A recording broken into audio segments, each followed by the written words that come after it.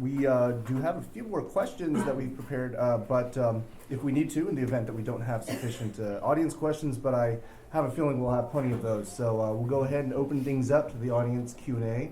And again, I'd just like to reiterate to please be respectful of everybody here, including both in the audience and here on the panel. Please also be respectful of everyone's time and keep your questions concise and keep them as actual questions. And also please only speak when called upon. So first person who raised their hand is the gentleman standing in the back.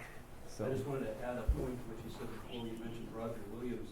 He was the first person that I know of that mentioned the term wall of separation between church and state at the founding of Rhode Island. And our beloved former governor passed the Merry Christmas bill. And on that note, when he signed it, he made the announcement that freedom of religion is not freedom from religion, where obviously if you have religion imposed upon you, how could you have freedom of religion if you have someone else's religion imposed upon you? And I had some other points I wanted to bring up in accordance with that, but you said make it a question. So well, once we get to the, okay, we may be able to come back to you later. What's the question? I didn't have a question. Oh, okay. Yes. Because we were talking to the Board of Education. The Board of Education bragged that they had a $1,000 bet for anybody that could show them where the separation of church and state was in the Constitution. And then they further bragged that they had gone to a court and had a judge rule that that phrase was not in the Constitution. And therefore, they could impose their religion on those grounds. All right, thank you. All right, so first row. Historically, we've given property tax exemptions to organizations who perform a general public service. So this was originally churches and then became the YMCA and everybody else like that. And I understand how that came to pass, and there's some rationality to it. I do not understand, and I hope you'll be able to explain to me, how did the, what's it called, parish exemption come to be, which is quite a different beast. Oh, and by the way, if any of y'all wanted to also address the first, go back to that if you wanted to say anything regarding that as well. But go ahead. So the parish exemption, the housing allowance, which we're suing over, by the way. In fact, we got a victory out of a federal judge on that. The IRS Code 107, paragraph 1 and 2, allow ministers of the Gospels to exclude their housing from income when they're reporting their income. So wouldn't you love to do that every year? Wouldn't you love to say, my rent, my house, that's not income, I can just lower my tax liabilities? That phrase is ministers of the gospel, but it applies to rabbis. Rabbis would be surprised to know that the IRS considers them to be ministers of the gospel. So any clergy, and even cantors, and so it's we think it's wrong on its face, and the judge agreed with us at the trial level, at the court level. And we think that this is giving an unfair advantage to a higher class of people. The government tried to argue, Obama fought us on this and tried to argue, well, there was historical reasons for this. So like with taxing church property, the Walsh versus Tax Commission allows church property to be tax exempt because it falls within a broader class of nonprofits, right? All nonprofits are tax exempt, so churches are within the broader class, so the government is not singling out and favoring them. But the parsonage allowance seems to be singling out and favoring a certain class of people to get a special break on their taxes, right? So that happened in the 1950s when that happened. Before that, the law was more broad.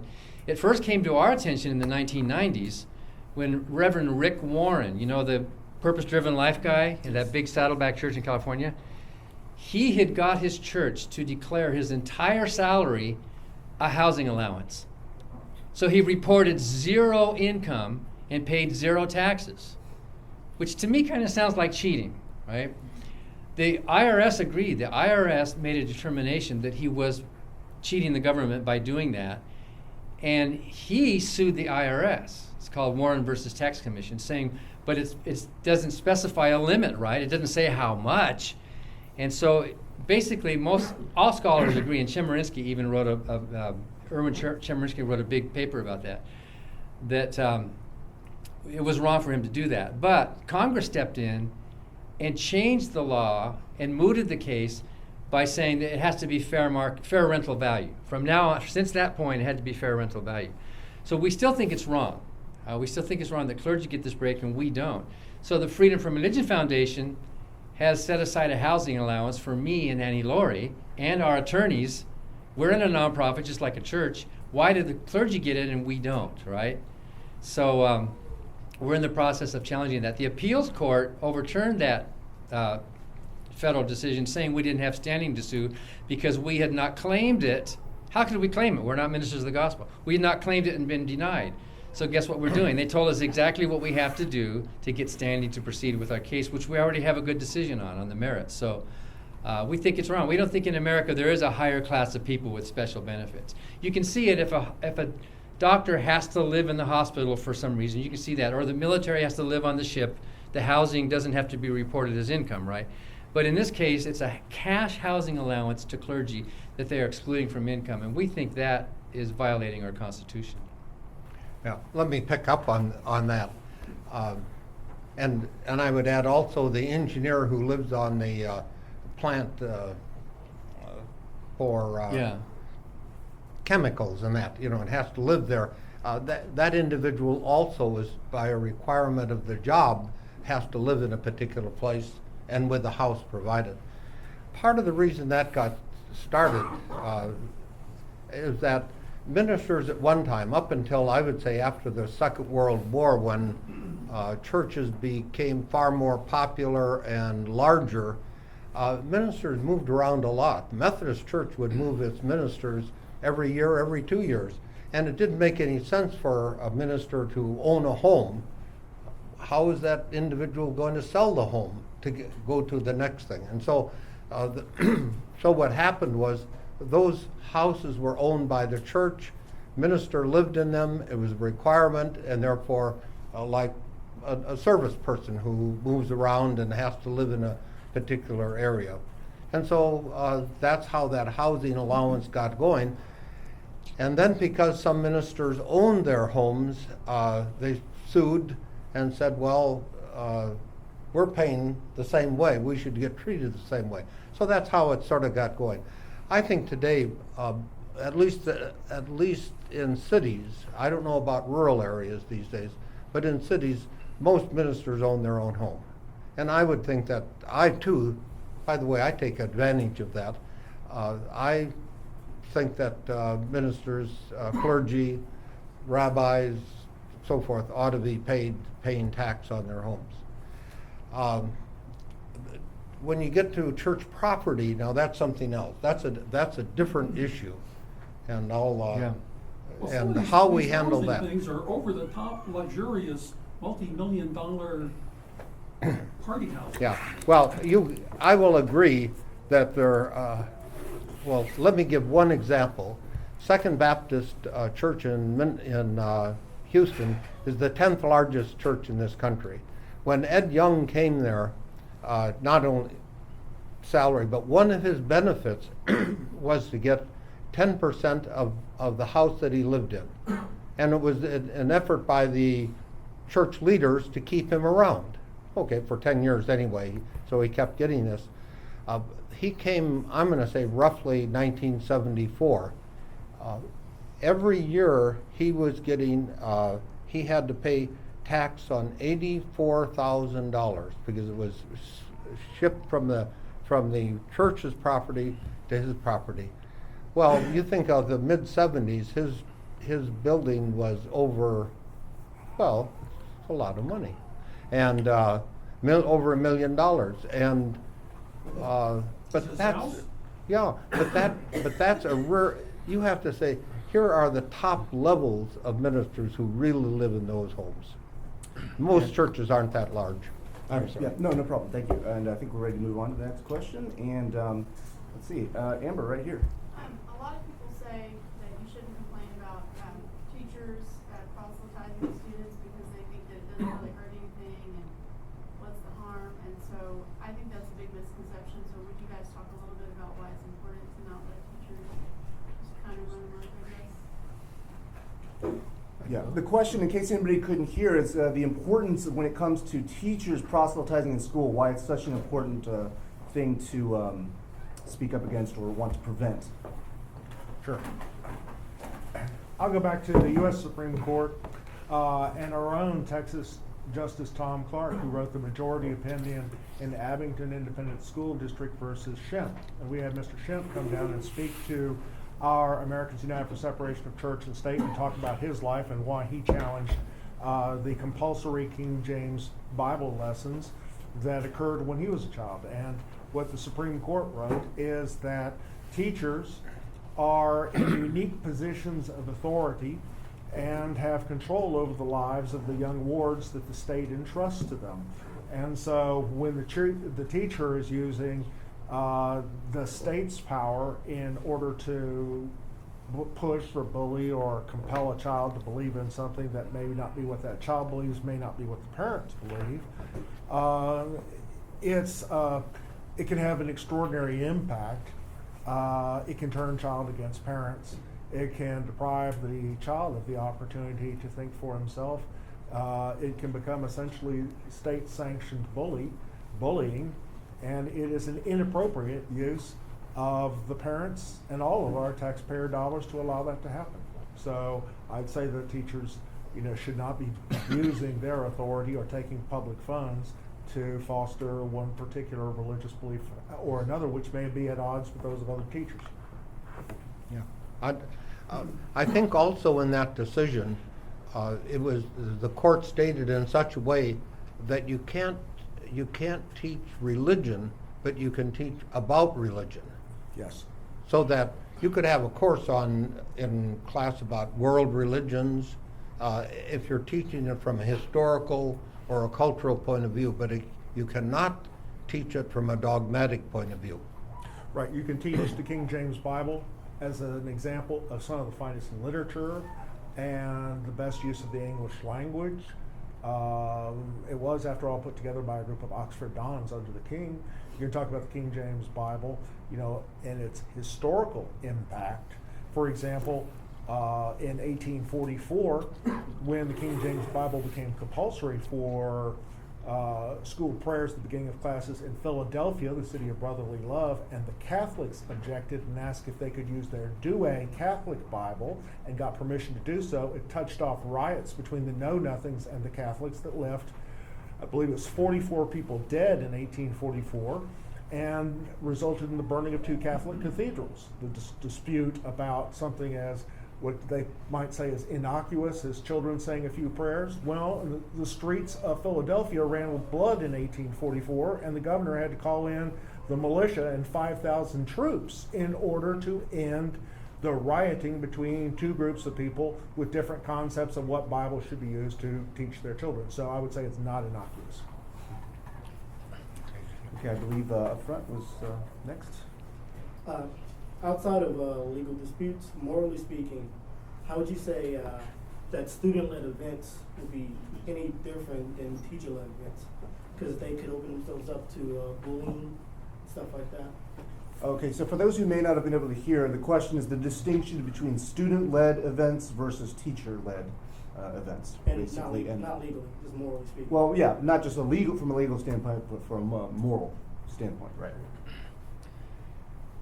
Well, we have no problem with student-led events if they're truly students themselves, voluntarily, and not involved with any official school function. So students have the freedom. There are court decisions affirming the right of students to meet after school, before after school, and have their own free assembly, freedom of religion, right?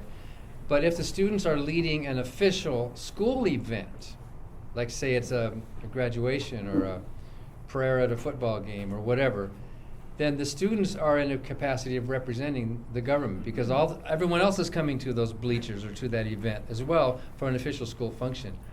And the courts there was the Santa Fe case. And by the way, it wasn't atheists, Santa Fe, Texas, it wasn't atheists who complained about prayers over the loudspeakers at the football game. It was a Roman Catholic and a Mormon family who complained, because it was predominantly Southern Baptists who were imposing their particular brand of Christianity on the rest of the community, saying there is a right religion in this community and everybody else is second class. And that kind of addresses what Amber was saying. No student in the public school should feel like they are second class.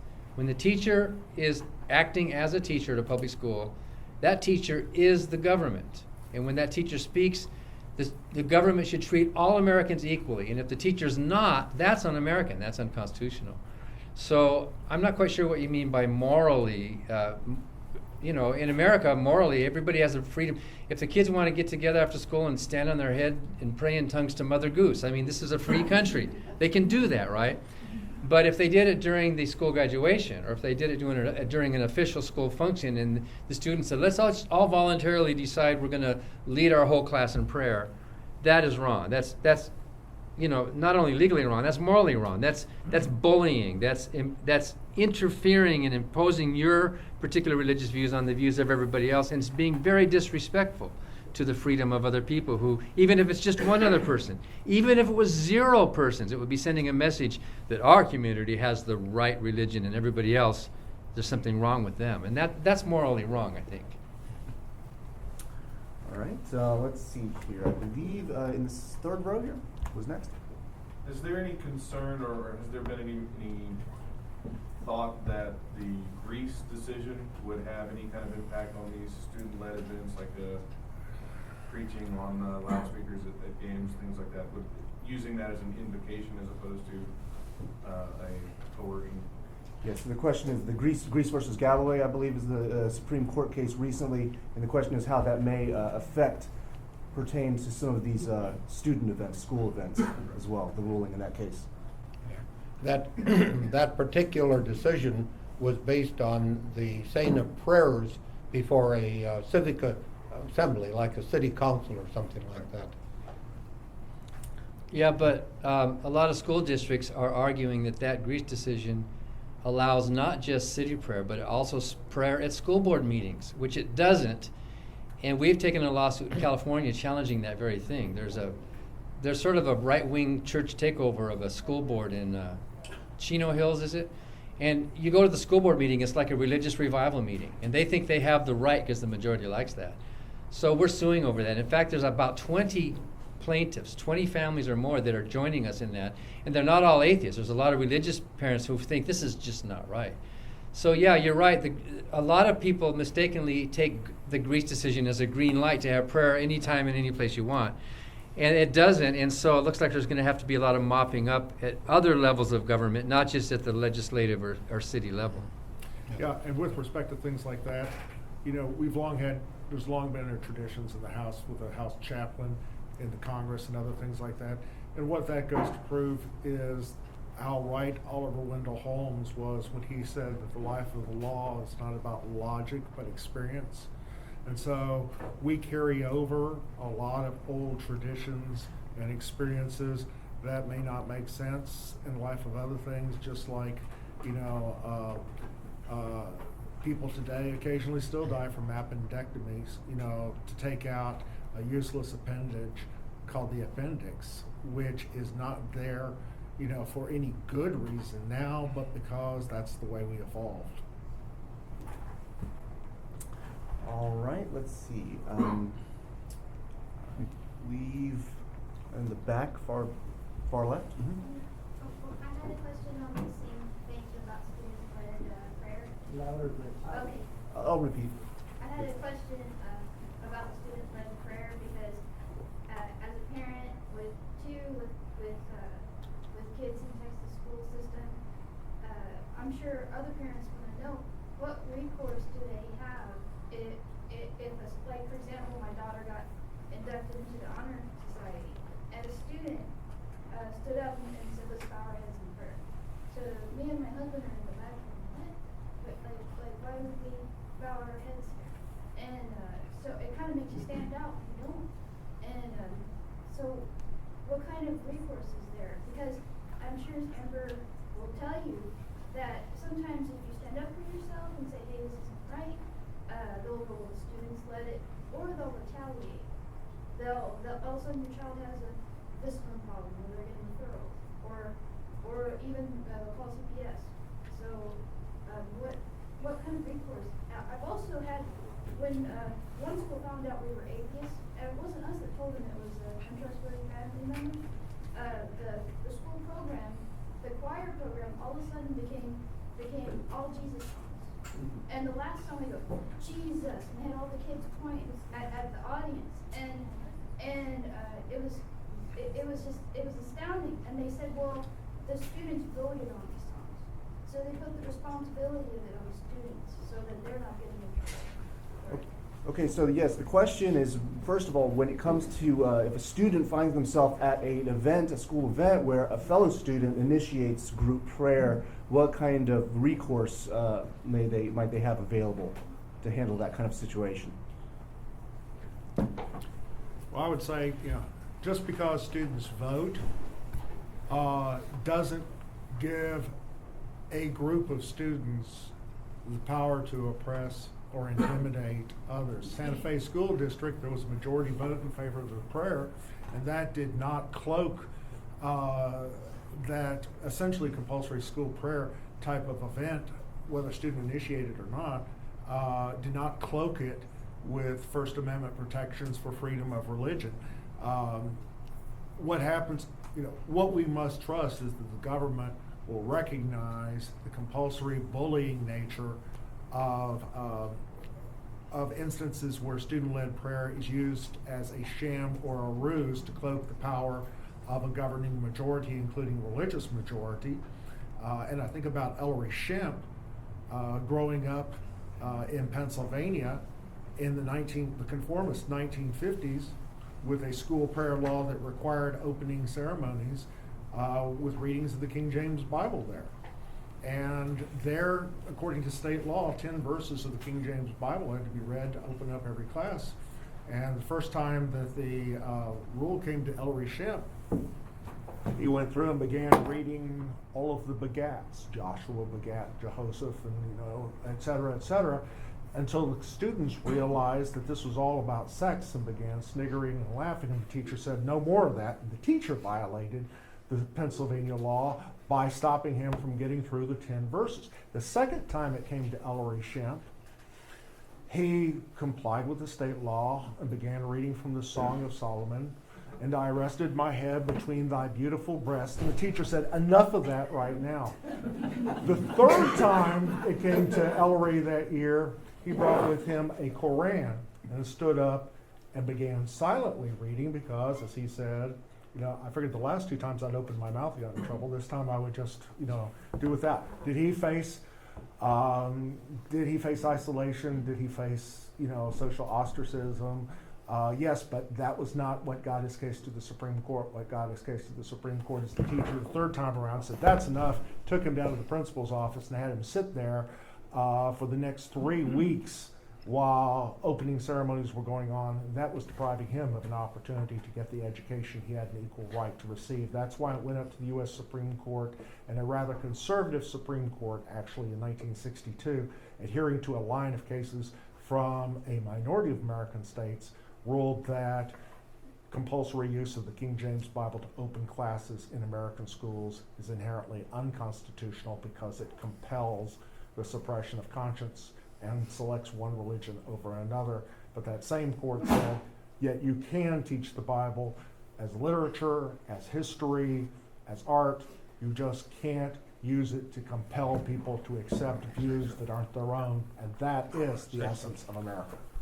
Now, let me add to that. I think if you find something like that, the best thing to do is to write out a specific account. Write out what happened and submit it to the authorities. We tend to think of jumping into legal courts and that, but almost all courts want to see a process of administrative procedures. And take it to the teacher, take it to the administration, take it to the school board, and let them work on it. Back in the 1970s, our oldest son in high school in a biology class, there was a picture in the textbook, and the teacher referred to it as an albino nigger.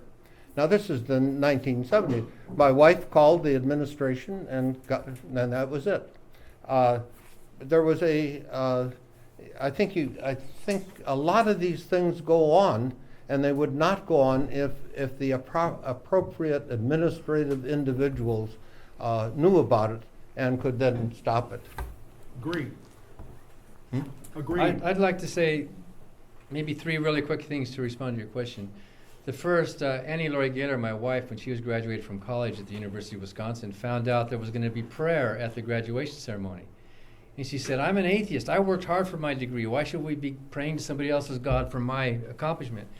She found out that the graduation ceremony was being actually run by a student committee. So she went to the committee, and she was scared, and she said, why are we having prayer?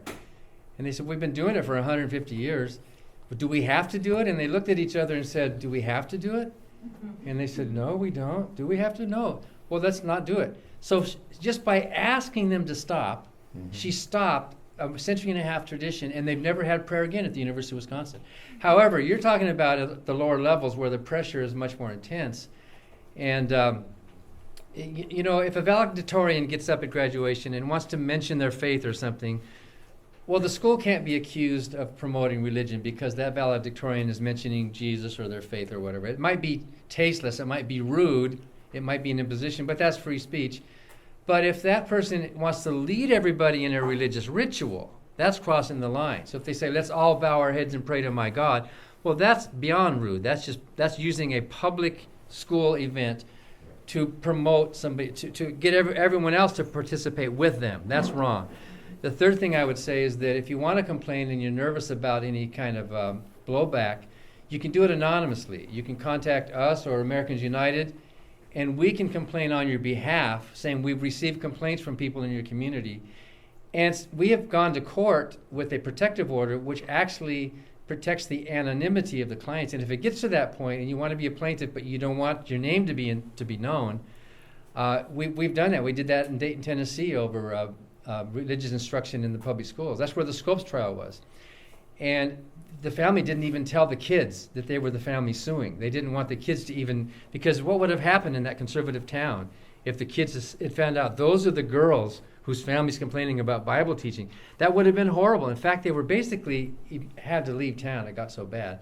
So we can proceed in a case if we do it right, and we can ask the court for a protective order. If there's children involved, it's pretty easy to get a protective order. With adults, it's a little bit harder. So you can contact us, and you don't have to go public, or you can't. It's nicer if you do, if you're brave enough. Like Amber, I don't know how she can be so brave here in this town, but if you're worried about it, there are ways to complain where your own family and your own local business is protected to some degree.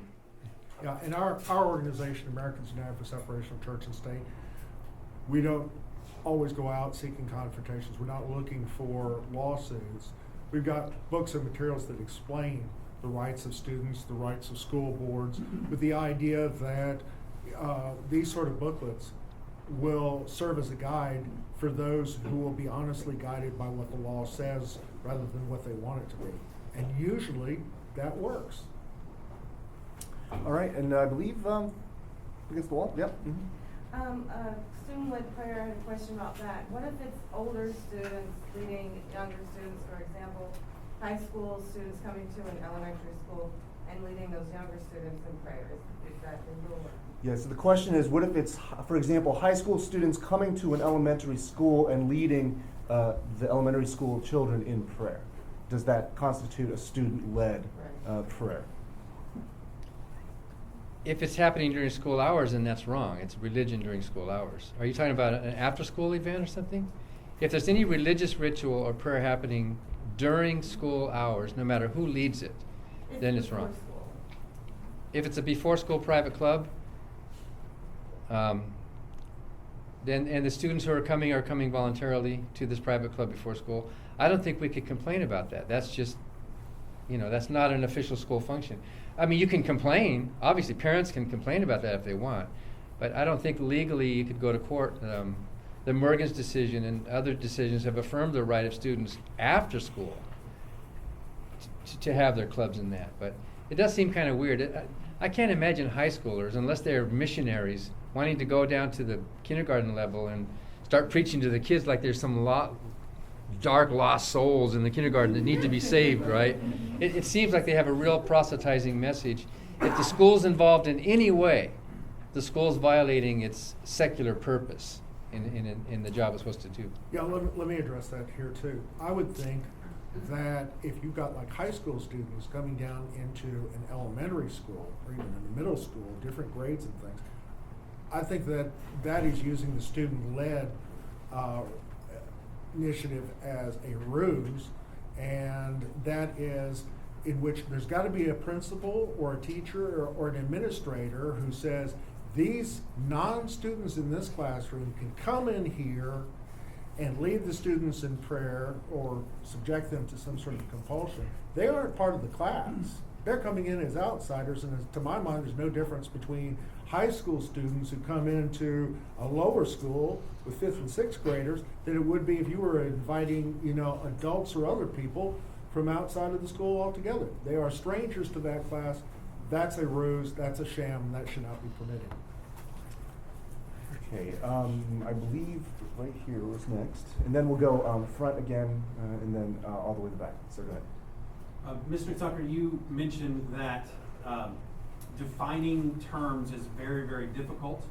How has the government defined church in this issue?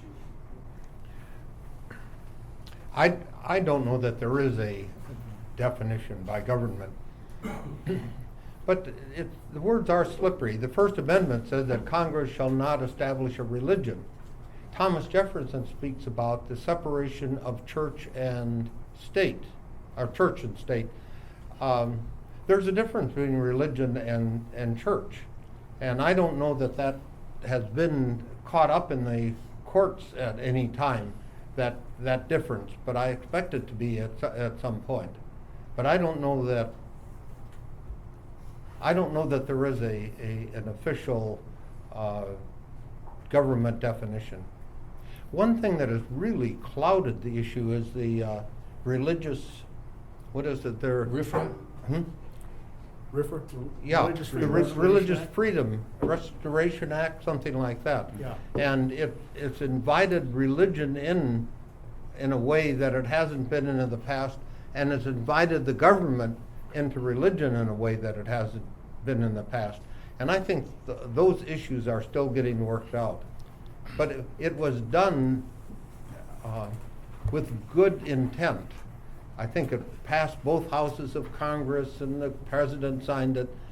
But now what you get is the gal who is deciding that she's not going to sign wedding licenses because it's her religious freedom to not do, intruding on that, to force her to do that. So I think the issues really have gotten very cloudy in the last couple of years. Maybe you want to say something about that. I'd like to agree with Bob, but amplify what you said about the First Amendment. It is true that our government cannot establish a religion, but the First Amendment means at least that, but more than that. The actual wording of the First Amendment is, Congress shall make no law respecting an establishment of religion, meaning not just not to establish, but anything leaning towards or dealing with. That word respecting means you can't do anything that even hints at, which a prayer over the loudspeakers at a Texas high school football game is not establishing a state religion, right? But it is respecting an establishment. It's leaning towards, it's dealing with. So it's much broader. What you say is absolutely right, but the First Amendment is much broader than merely establishing a state religion. Okay. Okay. All right. Now, first row. Right. More respect to what the lady on the wall was saying earlier about the high school students coming down to teach the elementary students. Yes, sir. That's against their own policy that they put in place. So if that happens and the administration refuses to do anything about it when they violate their own policy, is there anything else you can do? Okay, so the question, I believe, is essentially when you have a scenario such as the high school students coming to the elementary school to pray with them, even if it doesn't violate the law, what if it violates school policy? What kind of recourse is there in that kind of situation? Well, I would think that in terms of school policy, as the discussions have been here, one of the things you want to do is use, first of all, your administrative remedies, which is before you go off and file a federal lawsuit, you know, what you want to do is get one or more witnesses who were affected by this, who are willing to say that they took offense at something that violated the school policy, and notify the teacher and the principal and the school board in writing, and preferably with, you know, CCs on that writing to Americans United for Separation of Church and State, or ACLU, or Freedom from Religion Foundation, so that those people in the school board know that their own policies are being violated. Because first of all, they'd like to be able to make sure that the rules that they hammer out, often through difficult compromises, are respected. And if they've got some teacher who's disrespecting the policies and the rules, that's a disciplinary issue first and foremost. If the teacher insists on doing it and the school board, the principal, and other administrative authorities do nothing about it, then they may be, in fact, acquiescing in intentional violations of their own rules, and that can be used as evidence in a court case reflecting an acquiescence in the violation of constitutional rights of children and their parents. We sued a school district in Florida because they had a policy of allowing outside groups to come in and with passive distribution of literature, and basically it was the Bible. A local church was bringing the Bible in, putting it on a table for students, and it was supposed to be passive, but actually the people handing out the Bibles were proselytizing the students, as a lot of churches want to do. So our chapter challenged that and said, wait, you can't be doing that, and they're violating their own policy, but we would like to have some of our literature too, our atheist agnostic literature, if you're going to have a policy allowing outside groups. And the school censored our literature and said, no, you can't do that because this is offensive to children. You can't have literature in the public schools that suggests that Jesus actually did not rise from the dead. This would cause a disturbance in the public school. So we sued, and all we were asking is that they just have a policy disallowing outside groups to come in for passive distribution. We didn't get anywhere until the Satanists. The Satanists approached the school and said, we want to put Satanist literature on the tables as well. And guess what they did? They changed the policy. No more outside distribution of literature by any group in the school. So that was a victory. Oh, all the way in the back. All right, I happened across a school in Linwood, Texas that had "In God We Trust" blazoned on their front doors. And of course, their excuse for that is that's become the national motto since the 1950s. But then people that went to that school or that knew about that school sent me video of some of their school plays, which were overtly religious, declaring the nation to be established by Christian principles, and saying that the Constitution was based on a covenant between God and Moses. And these are the children on stage, directed by the teachers to say all of this. Another excuse now is that that's what Texas history books actually say. Now, despite dozens of teachers and professional historians testifying to the Board of Education that this is not the case, and that Moses was not a historic character who ever actually lived. They ignored all our testimony and put that in anyway. And I'd like to know what we can do about that. Okay, so the question, I guess it boils down to the fact that now in the textbooks in Texas regarding history, some of the, you have some aspects that kind of perhaps can be used to justify imposition of religion, such as the notion of Moses being one of the figures influential in the founding of the country, and with regard to "In God We Trust" being used as the national motto. How do you counter that if they can actually point to the Texas history books as justification? So how would you? Go ahead. I've taken a look at some of the Texas history books, and I've been in classes teaching high school teachers and administrators about Magna Carta and the rule of law that goes back to Magna Carta, adopted 800 years ago this year. So I've actually, been there in those classrooms, and I've seen the Texas textbooks, and although they are not good, and recently there was a controversy where one of the textbooks that was involved referred to enslaved African Americans who had been brought over here as workers. Funny, I don't think they were signed up for workers' compensation.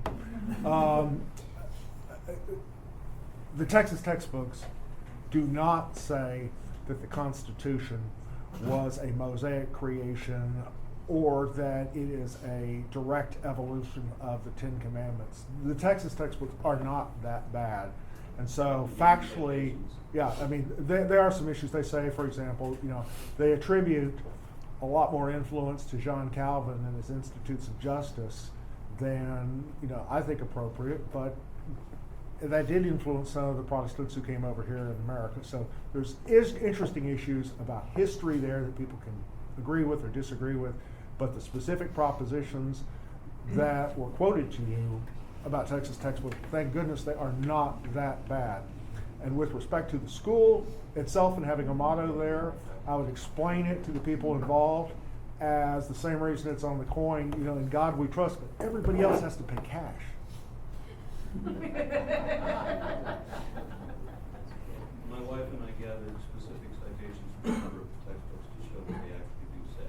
Yeah, they say some things that a lot of good historians and that a lot of historians say are misplaced, taken out of proportion. But none of the passages I've seen actually attribute the U.S. Constitution to being a direct evolution of Moses's, laws.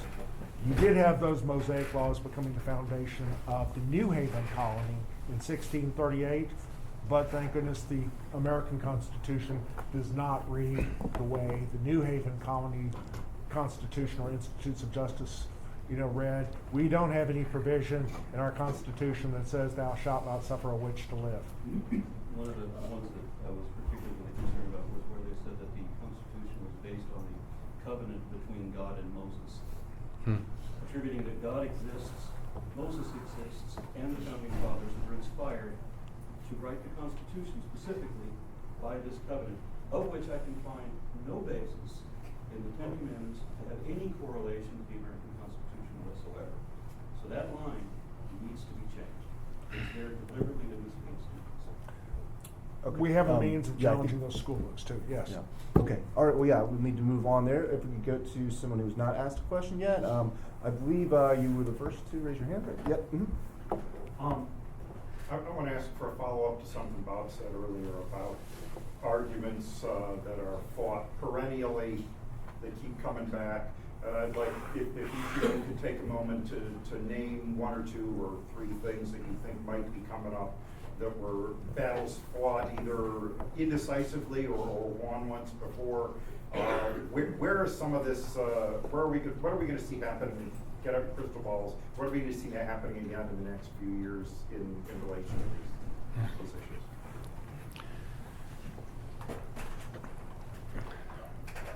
I think that the ongoing efforts by traditional conservative Christians, and I think will be joined by other conservative traditional groups as they grow larger, on inclusion of religion in the schools and public life is going to continue. The fact that we have a First Amendment just did not drop out of the sky. It was put in the Constitution, and there was a big battle fought about that. And during the time in which the Constitution was debated among the states, that was one of the issues. Do you know what the biggest issue of church-state was in the 19th century? Sunday delivery of mail.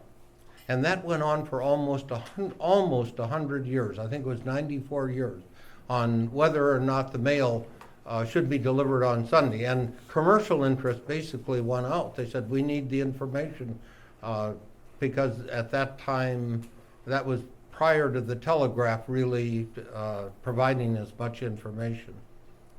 So I think that it's sort of like weeds in a garden.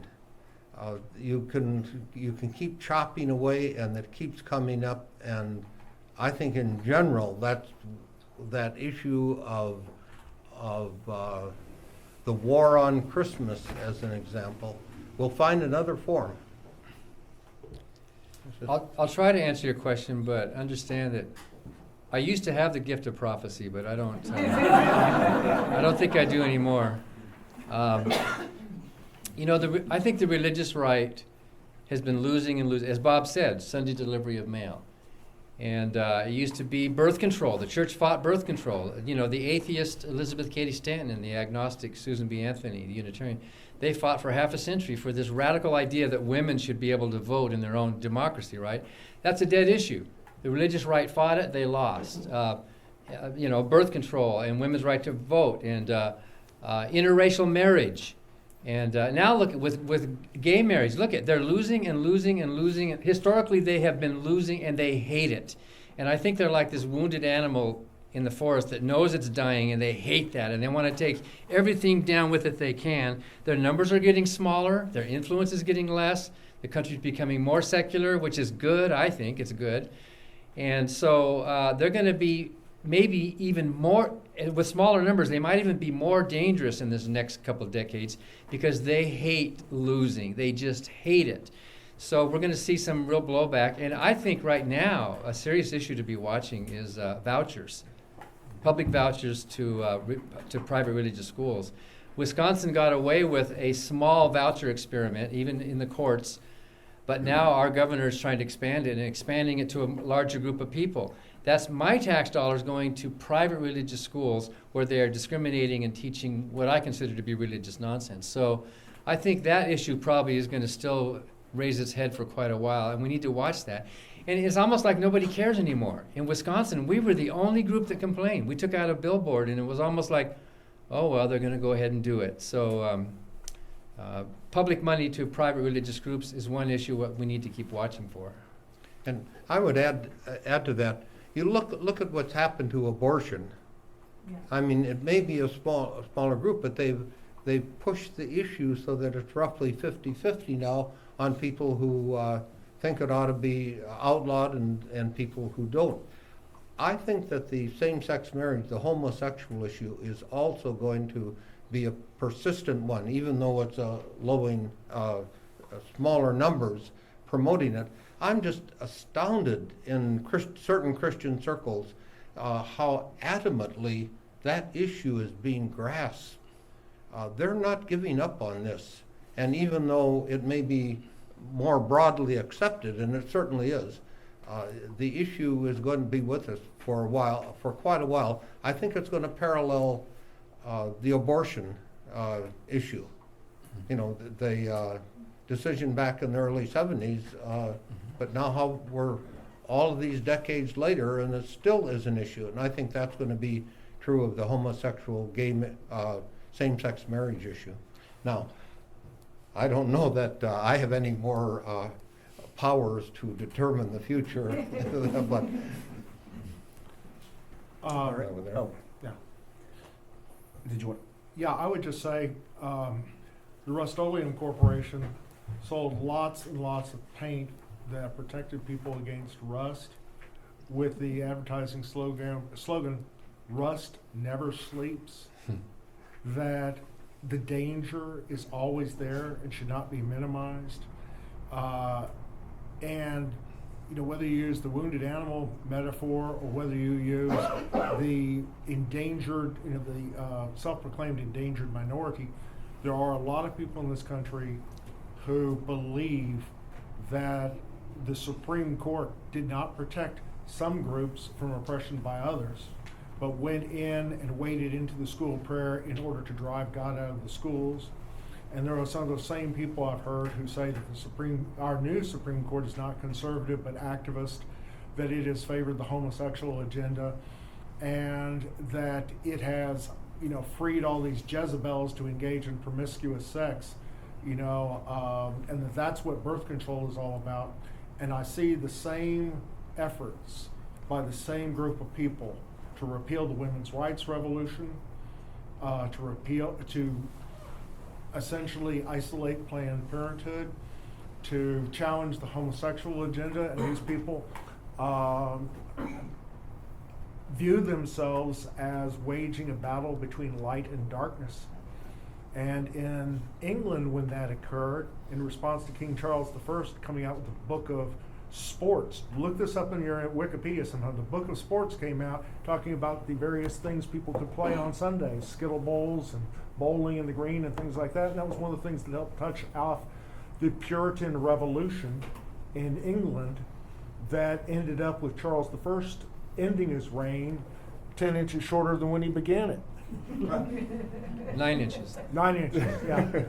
And so I would say that these victories that have been won, these freedoms that have been secured, can always be lost unless people are willing to petition for them, defend them, fight for them, politically, socially, and in social media. All right, I think we have quite a few questions left, so we may have to pick the pace a little bit here, but I believe next was first row here, and then over here on the left. So. Yeah, sure. Since part of the reason we're here is because of these, violations or perceived violations of between church and state. Especially on the school district level, a lot of the enforcement probably happens with teachers and administrators. Because I'm guessing that there isn't a lot of training going on or available to teachers who often have to deal with these issues of what we do allow, sometimes from a student, parents, outside influences. What kind of advice could you give a principal or something that they could ask themselves when faced with a decision to allow, to not allow? Yeah, so the question is, how would you advise potential principals, vice principals, administrators if they're faced with something that they have a question about whether or not something is allowable or constitutional? Well, a soundbite advice would be to say that a secular government should have a secular purpose. And if it doesn't, then there's something wrong. So we have a secular government, and it should only have a secular purpose, meaning it can't endorse or inhibit religion. And if it looks like the government is doing any of those things, then that's wrong. It's unconstitutional. So translate that to whatever violation you think is happening. Can the school be accused of violating their secular purpose? Then that would be unconstitutional. And remind the teacher. Do school teachers get some kind of a handbook that tells them about state-church separation? I don't think so. But they do swear to uphold the Constitution of the United States, the law. They represent the government. So some kind of education might be needed. That's why some of our complaints, even though we don't go to court on everything, some of them serve an educational purpose, because we can say, look, here's what the government should do or shouldn't do. And maybe you and your community can do that. Contact the principal, or write letters to the editor, or do whatever you can to educate public servants about their responsibilities to uphold our Constitution. Mm-hmm. Our organization, Americans United for Separation of Church and State, has got a pretty good booklet that summarizes the rules that govern schools. And this man just summarized all of those very succinctly. But we've got a booklet so that people who want to read it in writing can do so. And we will send it to a school district. And I will come here if anybody at the school wants to hear. And with a PowerPoint that can be shared out amongst them, go through some of the court decisions and set forth those rules to give them the in-depth answers to the questions that they may have. But this man just gave you the basic answer right here. All right, and over here on the left. I believe it was 1954 in which the phrase "under God" was added to the Pledge of Allegiance. One nation under God.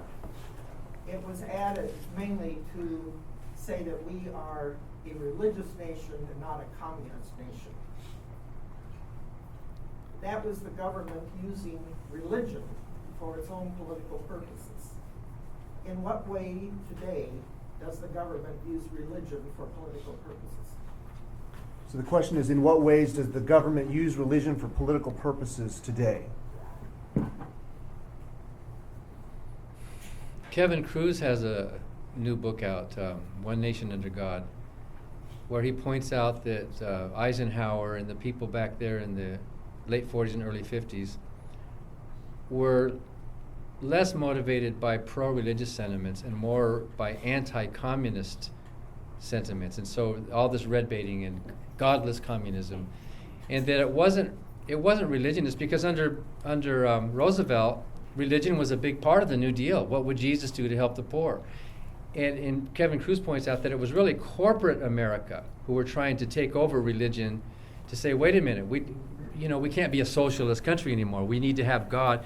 And they hijacked religion for corporate purposes, for capitalistic purposes. And it's a pretty good book, and it kind of puts a new spin on you know, this whole idea that it was just just a purely religious uprising among Americans who just wanted more God in government. When I went to kindergarten, I learned the original pledge, one nation, indivisible, with liberty and justice for all. And the way you first learn it is the way it sticks in your brain.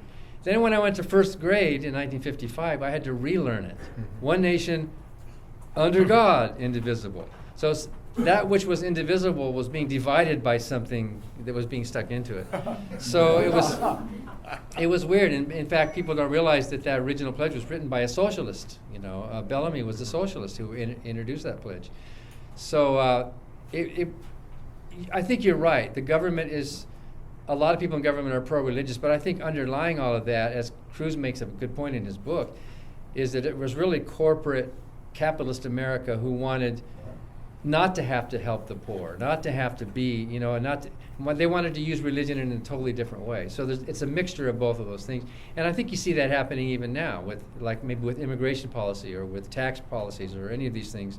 You see kind of a blending of the religious right with the corporate right and the capitalist right. Name of the book again, please. One Nation Under God. Kruse. Excellent book. Yeah. Let me answer your question, which is how is government using religion to this day? You know, I remember Governor Perry's prayer palooza down at Reliance Stadium in 2011, and our organization was one of those who questioned, you know, that authority. And the governor, also in response to a lawsuit brought by Freedom from Religion Foundation, said, "Oh, this is entirely private. You know that the funding for this event down in Reliance Stadium is coming in from all those independent sources, and I'm just exercising my prerogatives as a believer to go down and speak to this large group at Reliance Stadium." Surface appeal, you know, that sounded honest, but it wasn't, because you could look on the governor's website and see the letters that he was sending to other governors inviting them to attend that. And those letters were being typed and prepared and franked and mailed using our taxpaying dollars as Texas citizens. And the security that Governor Perry had, the staff of, you know, Texas Rangers who accompanied him like a phalanx down to Reliance Stadium, they were all paid for by our taxpayer dollars. Now, if Governor Perry had done the typing himself, put his own, you know, hand-purchased stamps on it, and reimbursed the state for all of his, you know, trooper expenses, I'd have had no, you know, problem with what he did at all. But he was, you know, he was picking the taxpayers' pockets in order to have a, you know, to foster a somewhat right-wing religious, you know, group experience, to draw a sharp line between him as a conservative Christian and that those two popular Mormons who seemed to be getting a lot of attention at that time, Mitt Romney and that other guy from Utah. We think our lawsuit had a small effect in that case. We sued the governor, and the Republican-appointed judge threw us out on standing. Didn't get to the merits of the case, and then it was moot because the event happened, and we protested, and I think a lot of your people were down there protesting as well. They were. And, they were. And Jana was here. You were out there protesting too, right? And that very hot day. And Melissa, yeah, and we even had a plane flying over, and we had one of those mobile billboards telling the governor, "Get off your knees and get to work." But I went into Reliance Stadium when the governor was introduced, and maybe our lawsuit made a difference, because when he was introduced, they said, "Ladies and gentlemen, Rick Perry of Austin, Texas." He was not introduced as governor. He was introduced as Rick Perry of Austin, Texas, as an individual citizen. Yeah, this is a side comment, but I was in graduate school when that change was made, and my Old Testament professor at the time, a little bit acerbic type of person, said, "We always build monuments to the dead." Okay, so we did want to make sure we give opportunities to those from the local community to have questions, if there are any who have not had a chance to ask a question yet. Okay, all right, here's one of Yes, I think the separation of church and state is as important, or maybe even more important for our religious friends than it is for us. And I feel like I I'm not sure how to engage them in conversation and let them know how important it is to protect their practice of religion as well. Yeah, so the question is how to engage religious people in conversation about separation of church and state, especially with regarding the fact that, or the notion that it actually helps them and is very important to the religious, not just to the non-religious. Well, maybe just ask them how would they feel if it was somebody else's religion. I'll be happy to send you a PowerPoint slide I've got that shows that attendance at church or other religious institutions in America reached its nadir in the 1770s when the church was associated with the royal prerogatives of King George III and the power of England, and that after the Constitution was created with separation of church and state, this nation has become the nation with the most vibrant, expansive religious sphere of any in the world, in part because we've created a marketplaces of religion and spirituality where people can do what they want, and that's more so than any of those nations in Europe. I mean, 2 years ago I was in Scandinavia and saw a church there that had dated from 1000 AD with big Celtic cross in front of it on the North Fjord over in Norway. And I went there on a Sunday, and there were 3 people in this church that could have held 200. And that's because the Norwegians resent their government as taking their taxes to support a church that they don't believe in. We have such a vibrant religious scene in America because people don't have that level of resentment against the state as funding a church or other institution with their taxpayer dollars. I think that's absolutely true, but I think it's even more than that. I think when the church is being supported by tax dollars, then the church doesn't have to hustle. They don't have to try very hard. I mean, their salary's being paid, right? But here in a free market of ideas, every church on every corner has got to compete with every other one to get people to come in. So you have more evangelizing and missionizing and proselytizing going on because it is a free open market. So I think that's one of the prices we have to pay for religious freedom, is that expansion of churches, and they're free to do that. And you could also tell them that Roger Williams, who founded the Baptist Church in America, because I figured most of the people in the area here will be some form or another of Baptists, as the most common religious group in this part of Texas. So Roger Williams, his book in 1643 said, God does not demand a uniformity of faith. And the second thing he said was, the group of people who get persecuted first when you have the power of government combined with the power of the church are Christians. And you can quote those 2 lines because that's what he said. Okay. I believe all the way in the back right. As not. Go ahead. Yes, I'm here representing the Michael Cole campaign, and he's running for Congress in the 14th Congressional District, and he wants to know what he could do through legislature to help ensure and protect the religious liberties of those who do and do not wish to worship. Okay. So the question is, somebody representing a politician who wants to know how what he can do to protect the freedoms of those who do not wish to worship or are not religious. What recommendations would you have? I think he's at least halfway there by even acknowledging that there are seculars in this country. Part of the problem is that I think a lot of legislators don't realize what a big segment of the society, how divisive and how diverse we are, and that there are tens of millions of good Americans who are not religious, and that our concerns and views are just as important. So part of we get to do a little bit of lobbying in our group, and part of our lobbying strategy is just to inform our government that, hey, we're here too. I'm secular and I vote too. It's not just the religious rights vote you should be looking for. But as I said earlier, a secular government actor has to have only a secular purpose. So I think with that principle, any legislator would be able to see that, well, I'm not going to do anything that's going to favor one group over another. I'm going to try to treat everybody equally.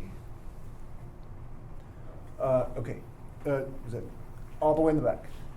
Well, you know, it's really tough for somebody to stand up and say something's not right.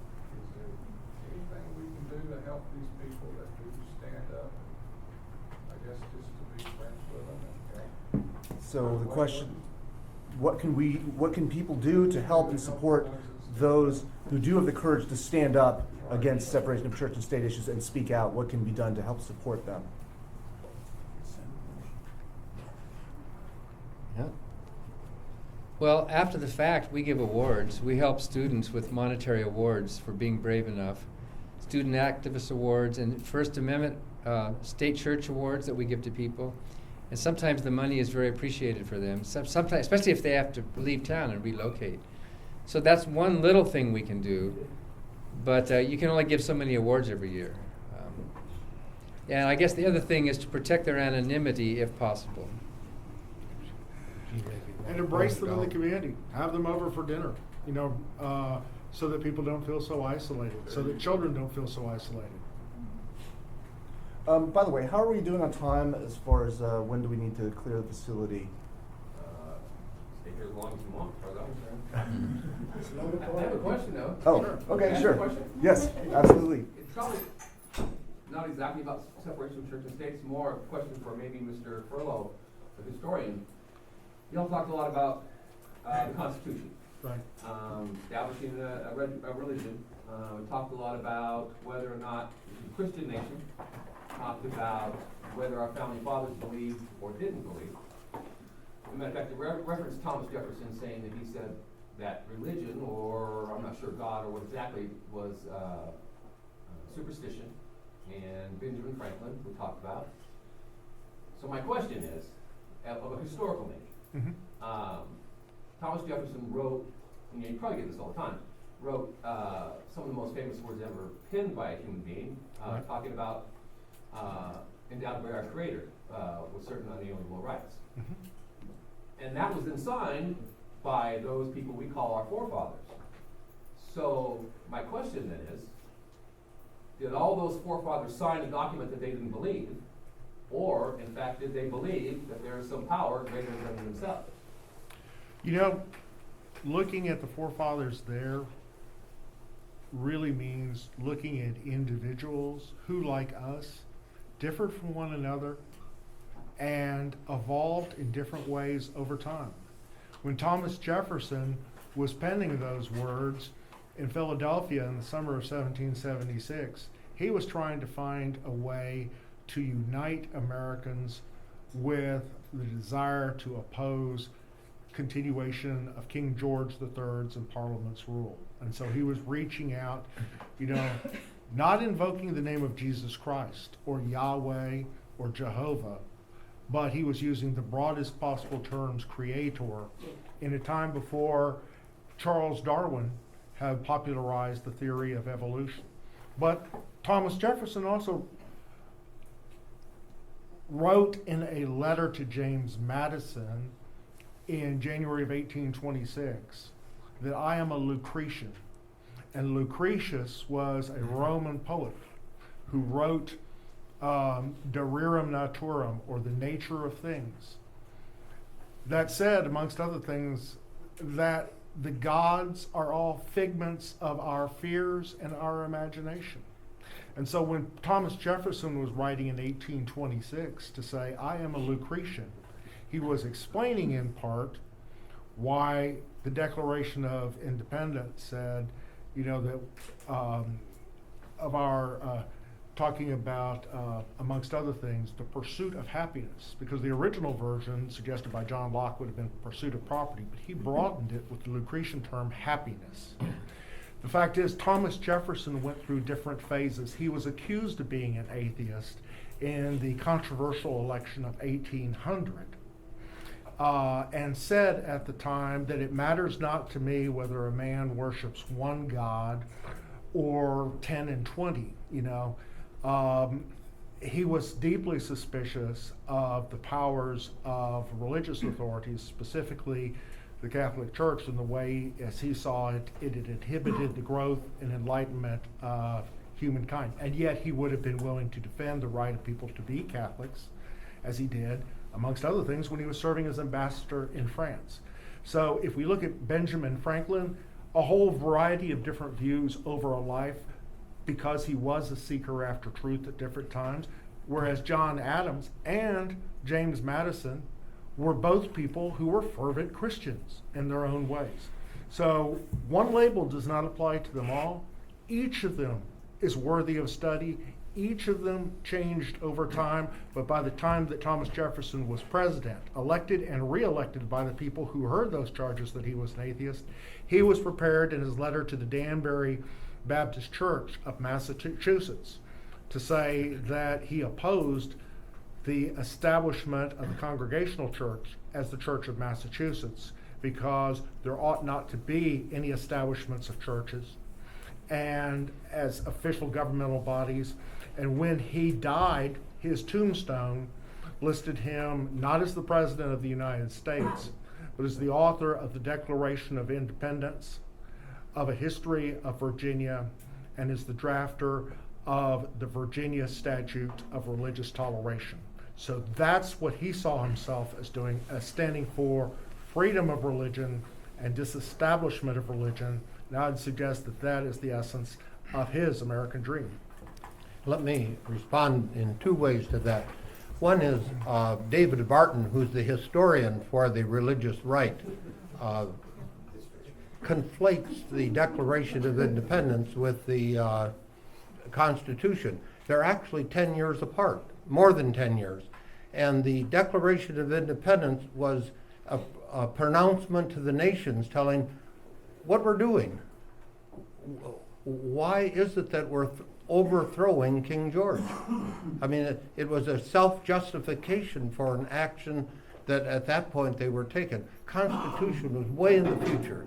No idea. I understand, but the justification was in fact being endowed by our Creator. Yeah, and the other thing is that in the mix of the many different kinds of religious outlooks, deism was pretty strong.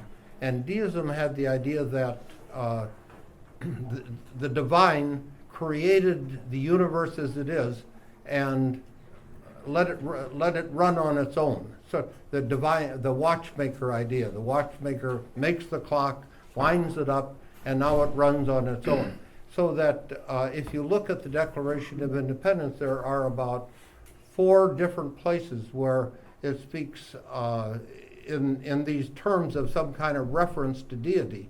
Now what the religious right does is take that and import that into the Constitution and say, well, both of these are founding documents, and therefore, on that basis, we are a Christian country, a religious country.